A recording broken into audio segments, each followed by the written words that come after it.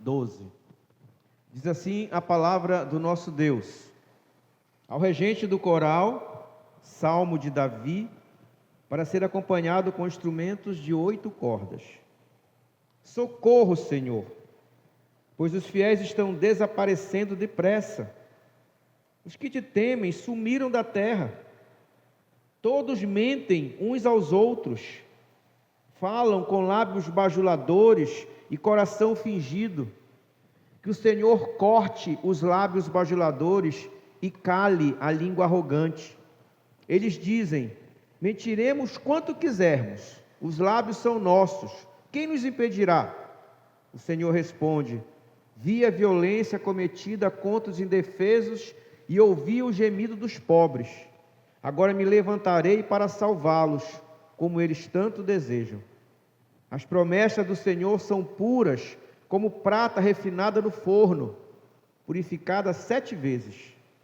Portanto, Senhor, sabemos que protegerás os oprimidos, e para sempre os guardarás desta geração mentirosa, ainda que os perversos andem confiantes e a maldade seja elogiada em toda a terra. Amém. Queridos, o Salmo Davi começa com o verso 1 com um clamor de Davi. Davi está clamando aqui: socorro, Senhor. Outras versões vai começar com a frase: salva-me, Senhor. E Davi não pede aqui por salvação do seu pecado, mas do pecado dos outros. De fato, o que Davi está pedindo aqui mesmo é socorro em um tempo difícil de se viver. E Davi clama por socorro. E essa também deve ser uma necessidade quando nós estamos em dificuldade. Nós temos que clamar a Deus. E clamar é diferente de pedir.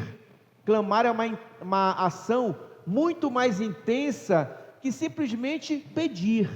Clamar tem a ver com você insistir em um pedido. Nós temos na Bíblia muitos exemplos de pessoas que clamaram a Deus e foram atendidas em suas orações. Um dos exemplos é Ana. Ana estava angustiada porque era uma mulher estéril, e a esterilidade não só impedia Ana de ter filhos, mas também provocava zombaria e desprezo com Ana. Então ela clamou ao Senhor e obteve a bênção de um filho, que se tornou um grande homem de Deus. Pedro também, se vocês lembram, estava afundando em meio a uma grande tempestade no mar da Galileia, quando ele clamou a Jesus Cristo, fazendo a oração mais curta do Evangelho, quando ele disse: salva-me, Senhor. E a mão então socorredora de Jesus se estendeu e ele salvou aquele pescador que ainda tinha dúvidas com relação a Jesus. E aqui nós temos então a oração mais curta dos salmos: socorro, Senhor. E hoje nós vamos meditar neste salmo, olhando para 3 pontos. O primeiro ponto é carência de homens. Nós vamos ver isso do verso 1 até o verso 4. E por que clama Davi? O verso 1 diz: porque já não há homens piedosos. Desaparecem os fiéis entre os filhos dos homens. E este lamento nos faz lembrar de Elias, lá em 1 Reis, capítulo 19, verso 8, que depois de ser ameaçado por Jezabel, quando ele parecia estar desamparado, ele fugiu para o deserto, e depois caminhou 40 dias e 40 noites, ele chegou no Monte Horebe, que era o monte de Deus. Então Elias passou a noite numa caverna, onde naquela noite ele ouviu a voz do Senhor que lhe falou: que fazes aqui?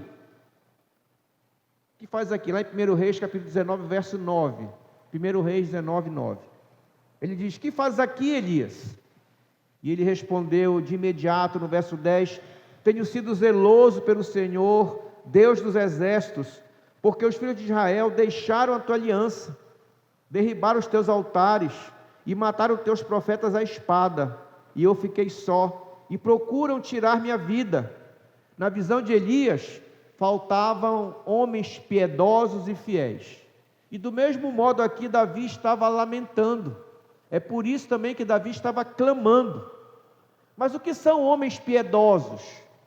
A palavra original, que vem do hebraico, define homens piedosos como pessoas que têm um bom relacionamento com Deus, pessoas que têm intimidade com Deus.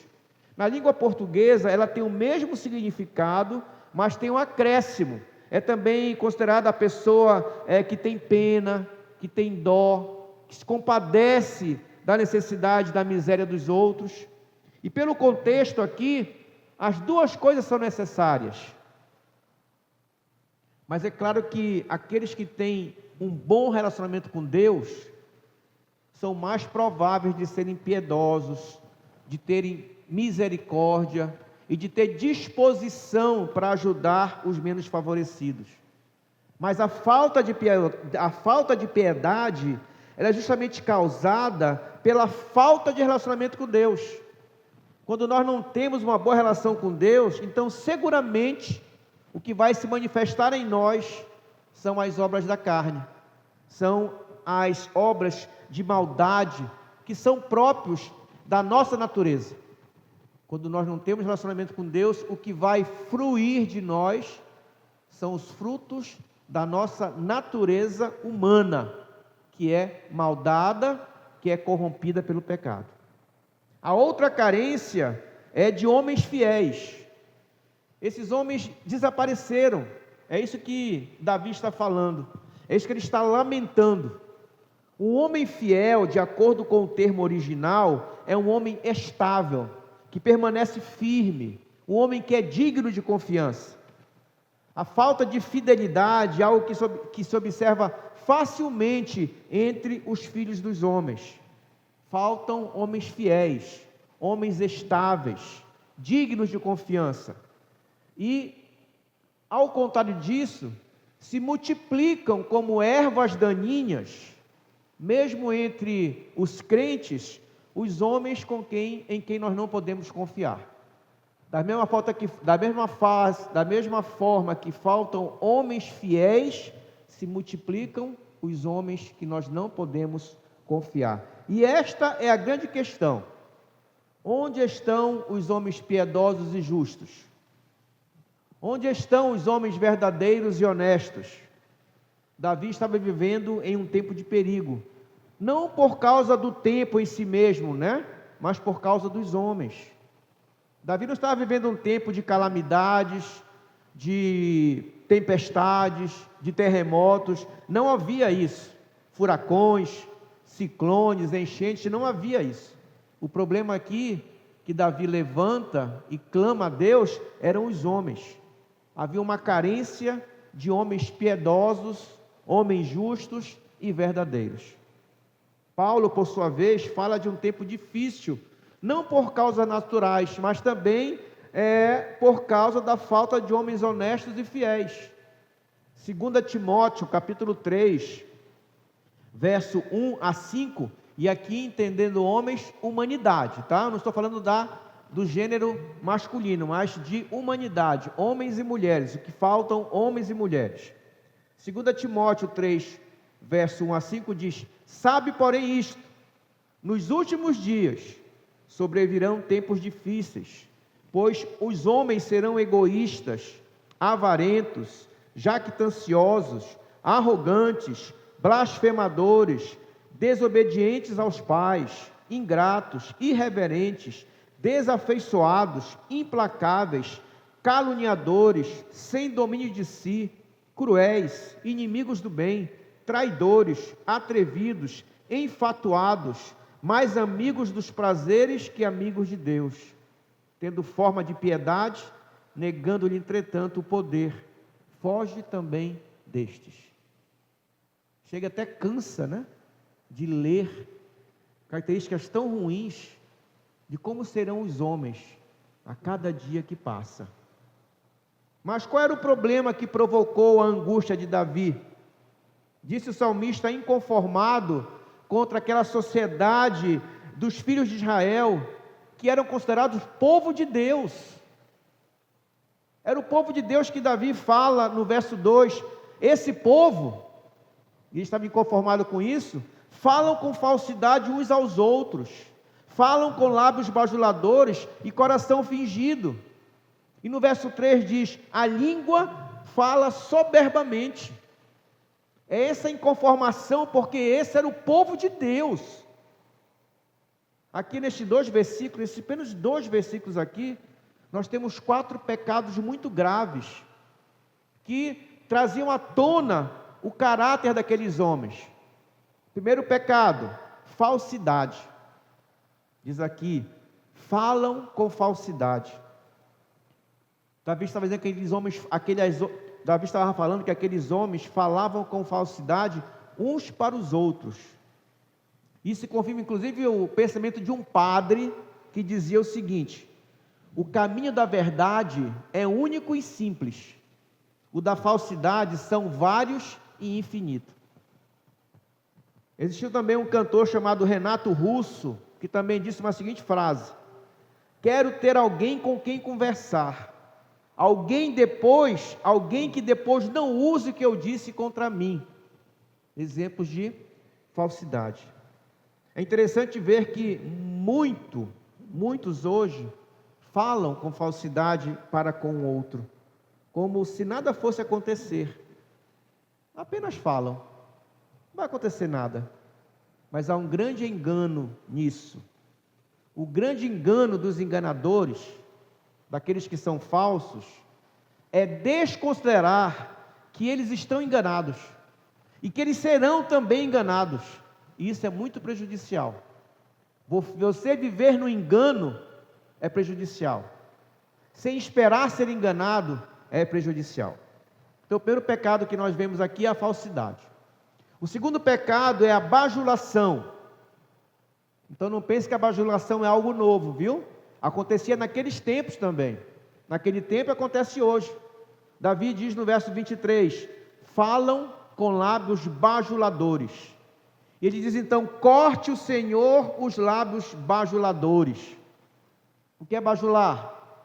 Lisonjear, elogiar com excessos, elogiar com fingimento, só para tirar um sorrisinho, ou querer ser legal. É ficar adulando as pessoas, visando obter vantagem, recompensas. No popular seria puxar o saco do outro, né? Mas dá para perceber, na verdade, quando as pessoas estão falando com bajulação com a gente, né? Quando estão elogiando com más intenções. Disse um certo duque de La Rochefoucauld, ele diz assim a seguinte frase: a bajulação é a moeda falsa que só circula por causa da vaidade humana.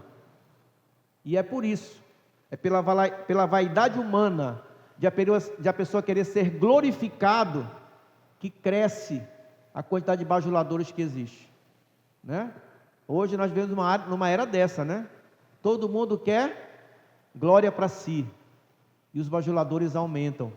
Pessoas que bajulam com algum interesse furtivo. Então, o segundo pecado, bajulação. O terceiro pecado grave, hipocrisia. Davi também ele condena também a hipocrisia, afirmando que aqueles que são infiéis falavam com o coração fingido.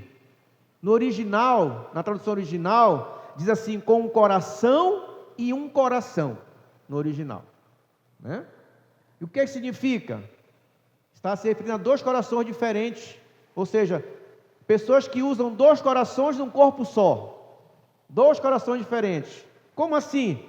Eu uso um coração para a igreja e um coração para o mundo.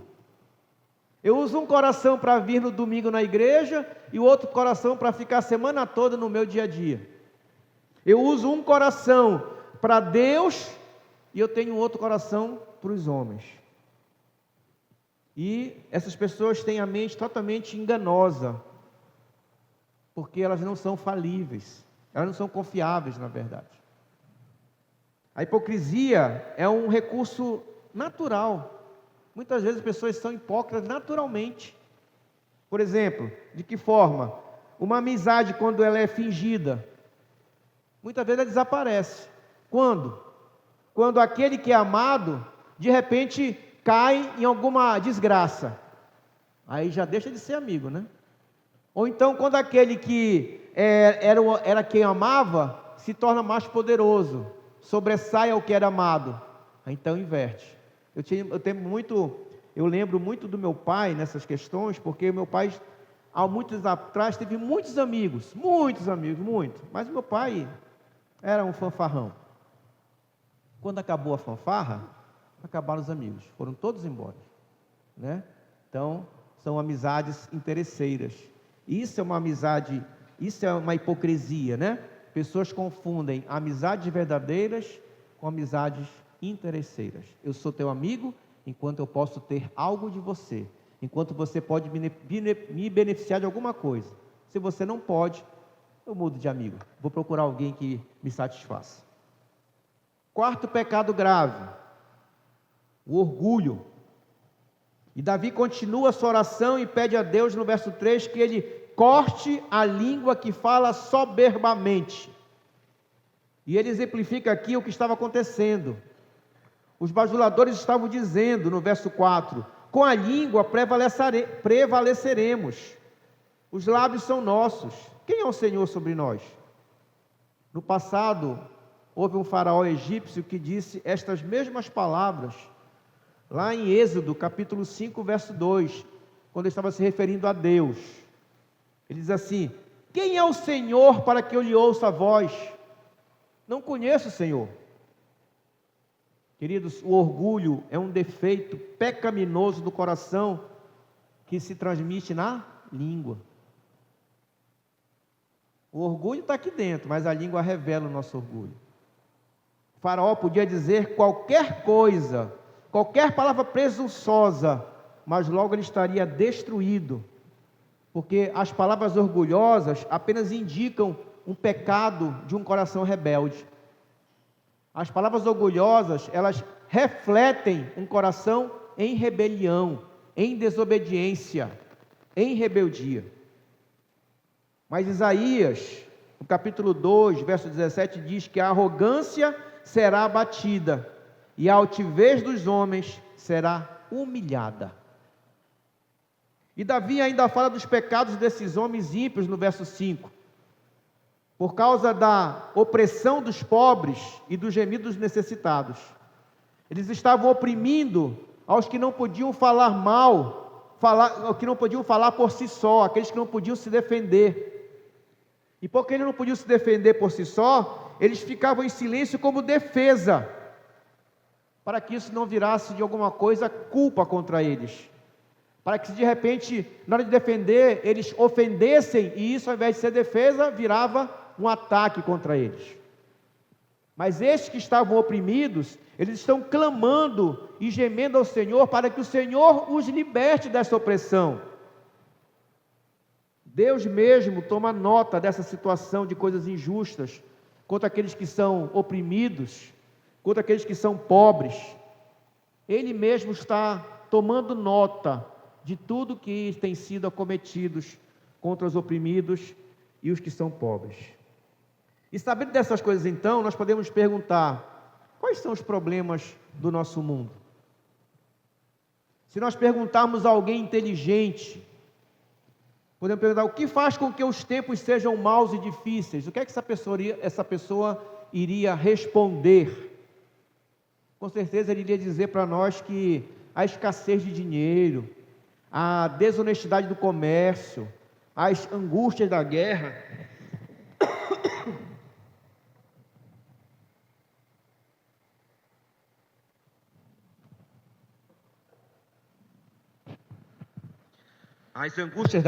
fazem com que os tempos sejam ruins. As calamidades, as enfermidades, a falta de recursos em geral, não só financeira, mas a falta de recursos em todas as áreas, tudo isso torna, queridos, os nossos tempos mais difíceis. Porém, as Escrituras atribuem a raiz dos males dos tempos a causas diferentes. Ela diz que o que causa os males dos tempos é a falta de homens piedosos, de homens fiéis, de homens verdadeiros. Virão tempos perigosos, quando o pecado irá dominar, e Davi já se queixava disto, desde lá naquele tempo, nos seus dias. Quando a piedade se enfraquece e desaparece, os tempos realmente passam a ser maus. Quando a piedade se enfraquece e desaparece, os tempos passam realmente a serem maus. Lembram que Abraão foi visitado por 3 anjos, e um deles era o próprio Senhor, que lhe trouxe uma grande notícia, de quê? Que um ano depois, Sara haveria de ter um filho. Mas Sara, que ouvia atrás da tenda, por detrás da tenda, a conversa daqueles homens, riu dessa notícia, porque ela imaginou que era impossível de tal coisa se cumprir. Todos sabemos que Sara já estava adiantada em idade, nós sabemos disso. Mas o Senhor perguntou lá em Gênesis capítulo 18, versos 13 e 14. O Senhor estava lá, e Sara estava atrás, e Sara riu, Sara duvidou. E o Senhor pergunta: por que se riu Sara? Dizendo: será verdade que darei à luz, sendo velha? Acaso para o Senhor a coisa demasiadamente difícil? Daqui a um ano, neste mesmo tempo, voltarei a ti, e Sara terá um filho. E lembra que a mulher de um grande patriarca, que era Abrão, era um grande patriarca, ela era uma mulher. Depois que aconteceu isso, será que ela veio se ajoelhar e louvar a Deus, reconhecendo e pedindo perdão, agradecendo ao Senhor por tão maravilhosa notícia? Foi isso que Sara fez logo depois? Não, né? Não foi isso que Sara fez. Sabe o que Sara fez? Capítulo 18, 15 de Gênesis. Então Sara, receosa, o negou, dizendo: não me ri. Ele, porém, disse: não é assim, é certo que riste. E o que é que a gente vê? Lá estava uma mulher justa, que, temendo pela honra, usou de falsidade diante do próprio Deus, que vê todas as coisas, até as que estão escondidas, quer sejam boas, quer sejam más.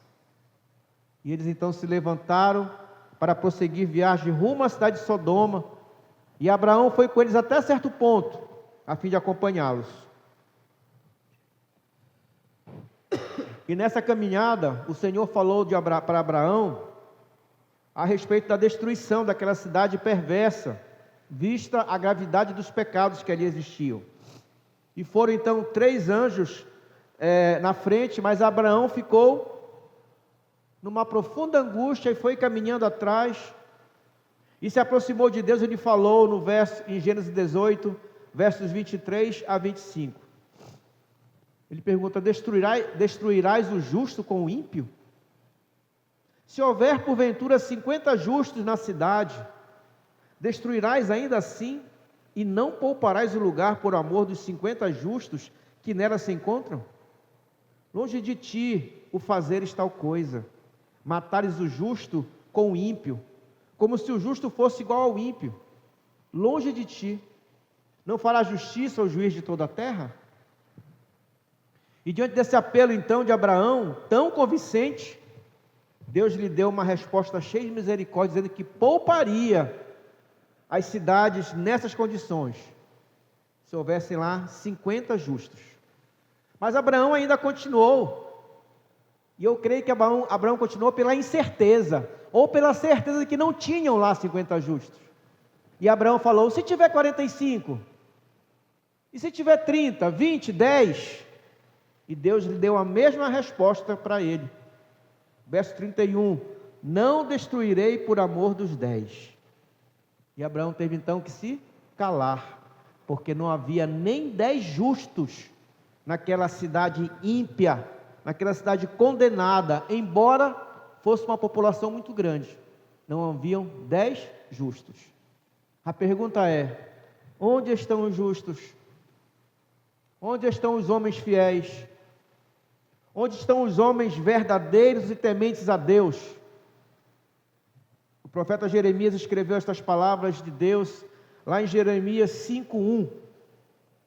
Dai voltas às ruas de Jerusalém, vede agora, procurai saber, buscai pelas suas praças, a ver se achais alguém, se há um homem que pratica a justiça ou busque a verdade. Deus estava procurando apenas um justo na cidade de Jerusalém. E se ele encontrasse, ele pouparia aquela cidade da destruição que estava por vir pelos exércitos babilônicos. Onde estão os justos? Onde estão os fiéis? Onde estão os verdadeiros? Existe outra pessoa também, chamava-se Diógenes de Sinope. Ele era um filósofo grego que foi expulso da Grécia e por isso foi morar em Atenas. Diz que ele andava pelas ruas da cidade com uma lamparina nas mãos acesa em plena luz do dia. E perguntaram-lhe: Diógenes, por que você carrega essa lamparina em pleno sol do meio-dia? E ele respondeu prontamente: eu procuro um homem. Que homem que ele procurava? Que homem era esse? Ele procurava um homem honesto, verdadeiro, sincero, alguém que ele pudesse confiar. Irmãos, esta é a maior necessidade do mundo. Disse uma escritora também chamada Ellen White, ela diz o seguinte, abre aspas: a maior necessidade do mundo é a de homens. Homens que não se comprem nem se vendam. Homens que no íntimo da alma sejam verdadeiros e honestos. Homens que não temam chamar o pecado pelo seu nome exato. Homens cuja consciência seja tão fiel como uma bússola tem o dever de indicar o caminho certo. Homens que permaneçam firmes pelo que é reto, ainda que caiam os céus. Fecha as aspas. O profeta Jeremias procurava um homem. Davi lamentava a carência de homens retos e justos. E Diógenes, como a lamparina ao meio-dia, também procurava homens justos. Essa é a maior necessidade do mundo. O segundo ponto da nossa mensagem de hoje: intervenção divina, verso 5.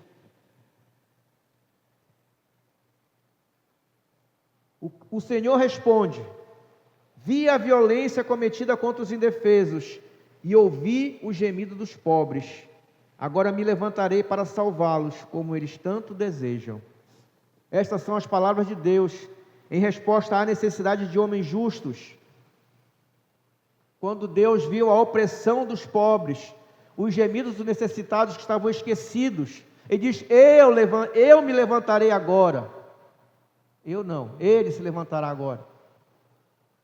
Eu me levantarei agora, diz o Senhor, e porei a salvo a quem por isso suspira, a quem por isso clama, a quem deseja. E esta é a grande promessa divina, irmãos, da sua intervenção.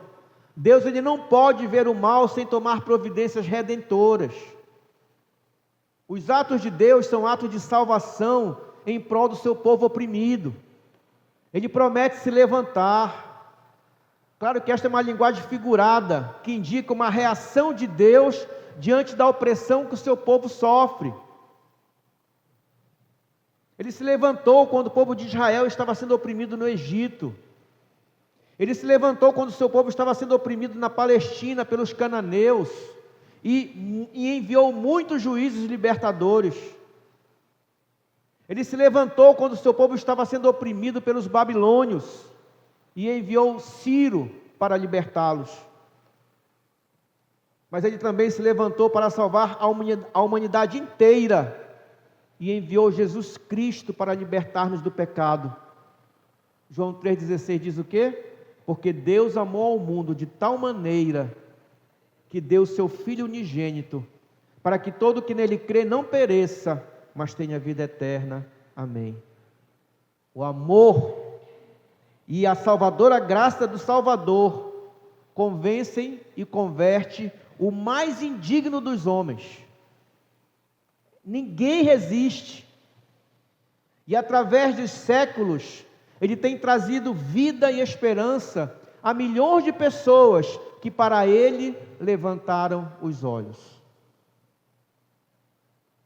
Terceiro ponto da mensagem: certeza libertadora, versos 6 até o verso 8. E aqui nós podemos ver duas certezas. Primeiro, a certeza de Davi para os homens. E com certeza, nós podemos confiar na promessa de que Deus, de que Ele nos colocará a salvo. A nós que suspiramos, a nós que desejamos por isso, gememos em nosso íntimo, aguardando a adoção de filhos, aguardando a redenção plena do nosso corpo, como diz lá em Romanos 8, 23. Mas como nós podemos ter essa confiança? Como podemos ter essa fé? Como nós podemos ter essa certeza? E o salmista nos responde a estas perguntas, ainda que não esteja no Salmo, mas que muitas vezes devem ser questões nossas. Como ter essa confiança? Como ter essa fé? Como ter essa certeza? E o verso 6 diz: as palavras do Senhor são palavras puras, prata refinada em cadinho de barro, depurada 7 vezes. Ou seja, embora, queridos, os homens falhem em sua palavra, sendo falsos, bajuladores, hipócritas, pretensiosos, opressores, Deus é fiel em si mesmo, e Ele cumpre a sua palavra, e essa palavra é santa, é justa e é boa. É a pureza da sua palavra que nos transforma. É a pureza da sua palavra que salva.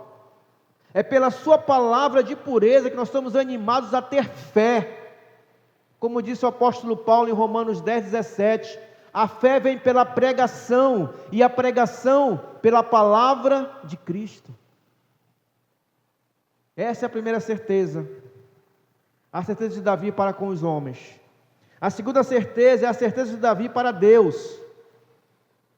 Mas se antes Davi falou para os homens e deu seu testemunho, agora ele fala acerca da palavra de Deus. Agora ele fala para Deus, sobre a certeza que ele tem no que ele crê em relação à palavra de Deus. O verso 7 diz: sim, Senhor, tu nos guardarás, desta geração nos livrarás para sempre. Ele está dizendo para Deus: Deus, eu creio na tua palavra, eu creio que tu vais intervir pelos oprimidos e pelos pobres. Agora ele está falando para Deus: eu creio na tua palavra. Davi fala para Deus sobre a sua fé, na fé da sua libertação. Sim, Senhor, tu nos guardarás. Irmãos, faz muito bem para nós quando nós falamos de Deus para Deus. E Ele também se alegra quando Ele nos ouve falar da nossa fé para Ele. De repente, Ele diz assim: valeu a pena. Ele se alegra em ouvir da nossa fé, nele e para Ele. Quando nossa alma está em angústia, deve clamar a Deus, como fez Davi no início do Salmo, em sua queixa. Mas não ficarmos só em queixas, em lamentações, à procura de homens fiéis, mas vamos além disso.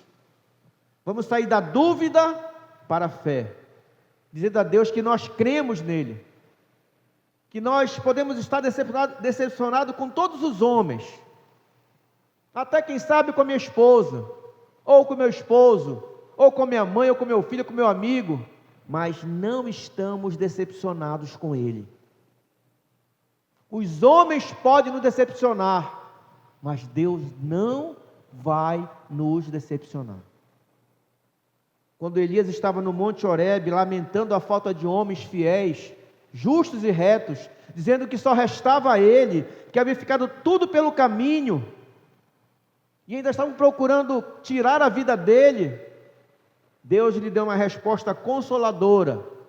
1 Reis capítulo 19, verso 18, ele disse assim: conservei em Israel 7.000, todos os joelhos que não se dobraram a Baal, e toda a boca que não beijou.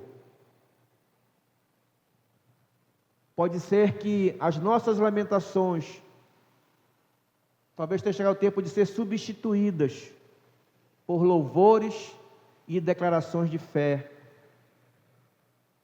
diretamente a Deus, ao dizermos: sim, Senhor, tu nos guardarás. Sim, Senhor, tu me guardarás. Concluindo, queridos, eu quero usar o verso 8 para essa conclusão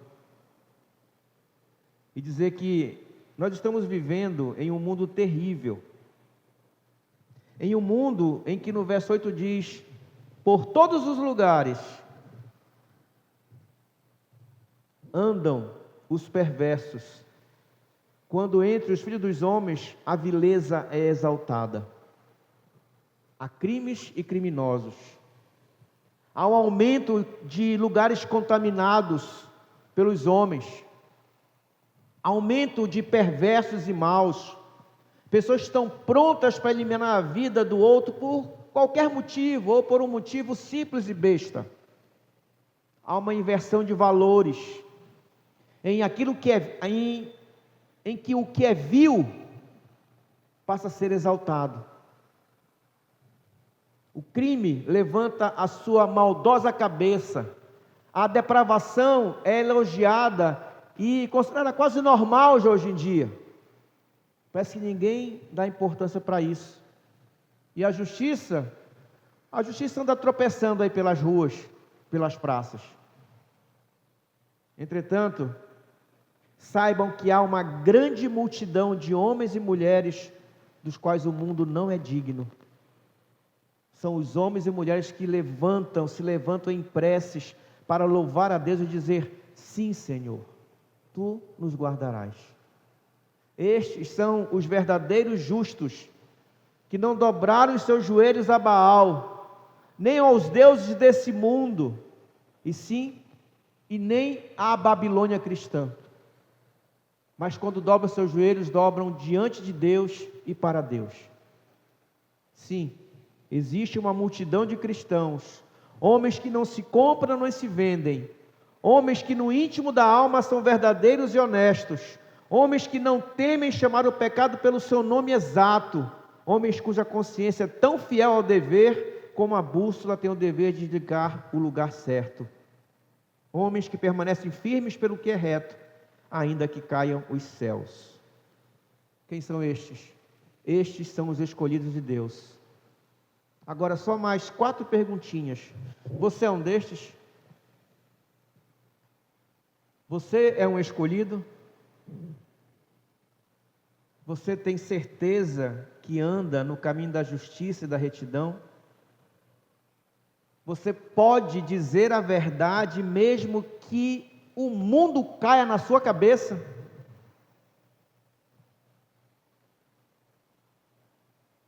Nós devemos ter certeza de que a nossa libertação em Cristo é para sempre.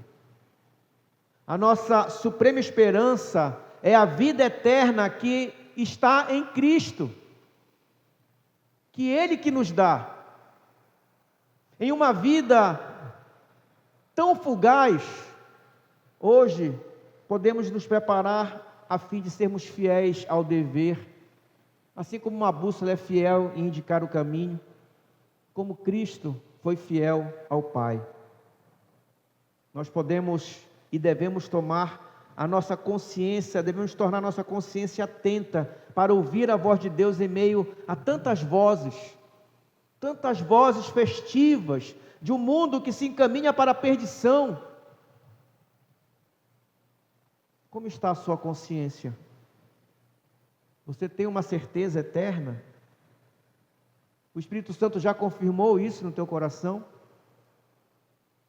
pois a sua única certeza da salvação e da vida eterna está em Jesus Cristo. Só Ele te dá salvação e vida eterna. E ao Senhor toda a honra, toda a glória e todo o louvor para todo sempre. Amém. Vamos orar?